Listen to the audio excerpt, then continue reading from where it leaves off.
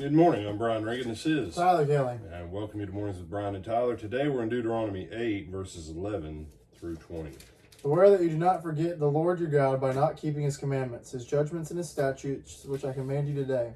Lest when you have eaten and are full, and have built beautiful houses and dwelt in them, and when your herds and your flocks multiply, and your silver and your gold are multiplied, and all that you have is multiplied, when your heart is lifted up, and you forget the Lord your God, who brought you out of the land of Egypt from the house of bondage, who led you through the great and terrible wilderness, in which were fiery serpents and scorpions, and thirsty land where there was no water, who brought water for you out of the flinty rock, who fed you in the wilderness with manna, which your fathers did not know, that he might humble you and that he might test you, to do you good in the end. Then you say in your heart, my power and the might of my hand have gained me this wealth. And you shall remember the Lord your God, for it is he who gives you power to get wealth, that he may establish his covenant which he swore to your fathers, as it is in this day.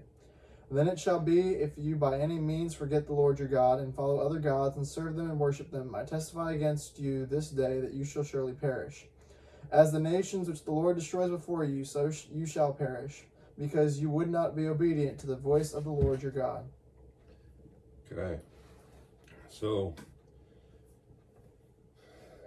as we've been talking about blessing and wealth and riches in the scripture, Deuteronomy 8 is a cautionary reminder.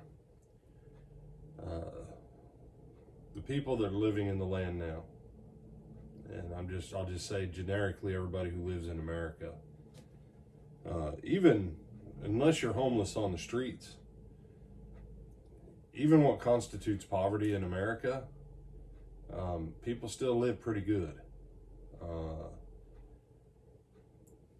There was a time when life was rough, but there were a couple generations that feared the Lord, that worked hard, that the blessing of the Lord increased wealth and prosperity in this land.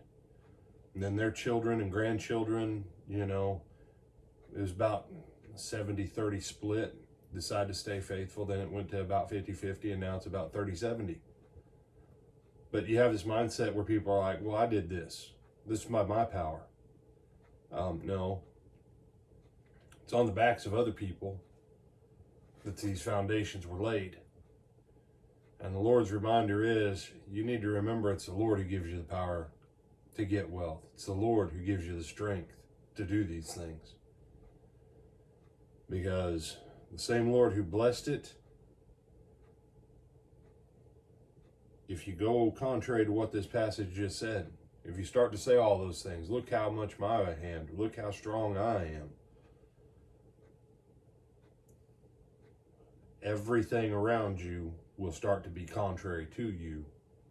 And this entire civilization, this entire culture, it'll collapse in on itself. And for some of you who, isn't this prosperity a sign of the last days? We've been in the last days. Acts 2, Joel 2, Hebrews 1. We've been in the last days since the day of Pentecost. Okay? Point is, don't think that everything that you have is because you're the bee's knees. It's not. It's the blessing of the Lord and the hard work of previous generations. And if you don't steward it and handle it responsibility, it can all be gone in one generation, and it won't be back for 3 or 4. So, just something to think about. You have some other thoughts, my brother? No, sir. All right, with that, I'm Brian Reagan. This is Tyler Kelly. And Lord willing, Tyler, when we see him again? We'll see them this evening at 7 o'clock at the Lake Butler Church of Christ in Lake Butler, Florida, for our Wednesday night services and continuing our study in 1 Peter. Mm-hmm. All right, till then, remember to like, comment, share, and subscribe, and have a good day.